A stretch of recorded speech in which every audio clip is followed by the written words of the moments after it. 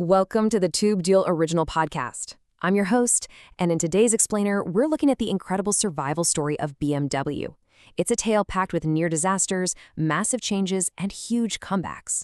We're going to see exactly how this famous brand became the real phoenix of mobility, literally rising from the ashes time and time again to become a giant in the car world. So, how did a company that made airplanes end up building the ultimate driving machine? It's a pretty fascinating question, right? When we think of BMW today, we picture fast, super luxurious sports cars. But they didn't start out on the road at all. They started way up in the clouds, making flying machines. The story of how they finally came back down to Earth is seriously one of the best in industrial history.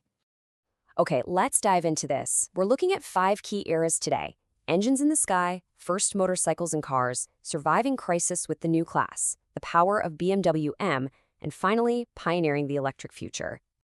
Let's kick things off with Section 1, Engines in the Sky. Now, the start of BMW wasn't just one guy tinkering in a garage. It was actually kind of complicated. Back in 1911, Gustav Otto founded an aircraft company. Then, in 1913, Karl Rapp started his own engine business. Times were tough during the war, so Otto's business was reorganized into a brand new company in 1916, and that year, 1916, is officially considered the birth year of BMW. Finally, in 1922, a wealthy investor named Camillo Castiglione stepped in. He brought the engine tech and the BMW name together, restarting the company we all know today. Moving right along to Section 2, first, motorcycles and cars. After World War I, Germany had to sign a peace treaty that completely banned them from making aircraft engines. Just like that, BMW's main product was illegal. To survive, they had to totally reinvent themselves. So in 1923, they introduced the R32 motorcycle. It was this brilliant design by an engineer named Max Friz. He used a boxer engine, where the cylinders stick out on the sides, and a Cardan shaft drive, which means it used a spinning metal shaft instead of a normal chain. And you know what's crazy? If you look at BMW motorcycles today, a full century later, they still use those exact same features. But what about cars? Well, in the late 1920s, the German economy was in really bad shape, and money was losing its value super fast. BMW desperately needed something affordable. So, in 1928, they bought a factory that was making a small car called the Dixie. The Dixie was actually based on the British Austin 7. BMW took that design, improved it, moved the steering wheel over to the left, and boom, they created the BMW 315. It was small, it was light, and it was exactly what people needed at the time. It became BMW's very first car. All right, Section 3, Surviving Crisis, the New Class. And this era brilliantly illustrates the massive problem they faced later on. Jumping ahead to the 1950s, you'd think BMW was totally safe by now, right? Actually, they were right on the edge of going completely bankrupt. They were building these huge, heavy luxury cars with big V8 engines. Sure, they were beautiful, but they were way too expensive for most people after the Second World War. BMW was literally losing money on every single car they sold. So what was the fix? The New Class 1500. This was a light, agile 1.5-liter sports sedan. It was super fun to drive and, most importantly, affordable. Making that switch from heavy luxury to sporty and compact is what saved the entire company. The real turning point came in 1960. Things were so bad that a big rival, Daimler-Benz, actually tried to buy them out. But then a major investor named Herbert Quandt backed a massive rescue plan, and it was accepted. His brave decision gave BMW the cash they needed to actually build those new class cars and kept them independent. So, what exactly was this Neue Klasse, or New Class? It was a line of sedans and coupes built between 1962 and 1972.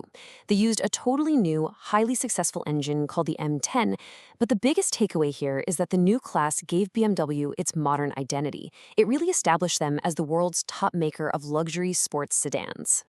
Which brings us to Section 4, the power of BMW M.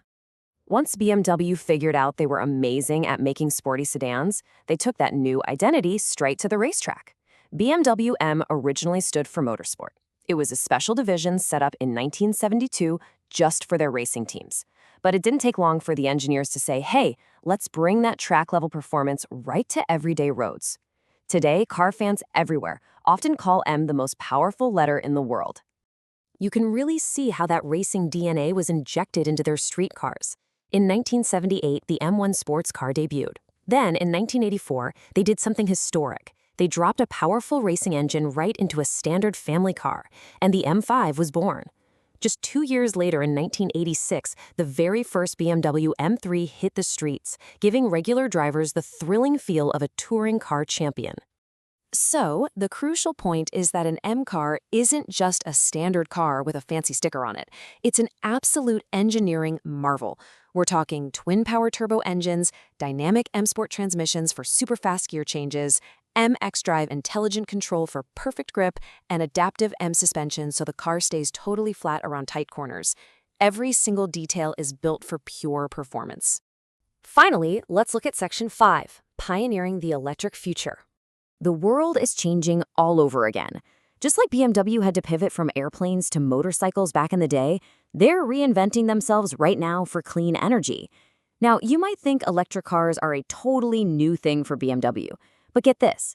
At the 1972 Munich Olympics, over 50 years ago, they used two converted, fully electric BMW 1602 cars as camera vehicles. Why? Because they didn't want to blow exhaust smoke in the faces of the long-distance runners. That was the very start of their electric journey. To put into perspective just how far the technology has come, think about the number 14. Back in 1975, BMW built an experimental electric car. To charge its battery using a standard wall socket, it took a whopping 14 hours. And even then, it couldn't drive very far at all. It's just wild to compare that to today, where modern EVs can charge up in a matter of minutes. Fast forward to now, and we have another huge number, 250,000. That's how many fully electric BMW i3s were sold. Launched in 2013, it was built totally from scratch with a super light carbon fiber body. Selling 250,000 units really proved that BMW could be a major player in the modern electric world. As we wrap up today's explainer, I want to leave you with their famous slogan from 1964, sheer driving pleasure. This little phrase is absolutely crucial because it ties every single BMW era together, from those early 1923 motorcycles to the life-saving new class cars, the powerful M series, right up to the high-tech electric vehicles of today. The core promise hasn't changed a bit. They just want to make driving a truly joyful experience. So I'll leave you with this question to think about. How do you think BMW will reinvent itself in the next 100 years? We've seen them go from the sky to the road and from gas to electric, always adapting and surviving. Are cars going to fly again? Will they drive themselves completely? Whatever happens, it's going to be an exciting ride. Keep learning, stay curious, and thank you so much for joining me for this explainer.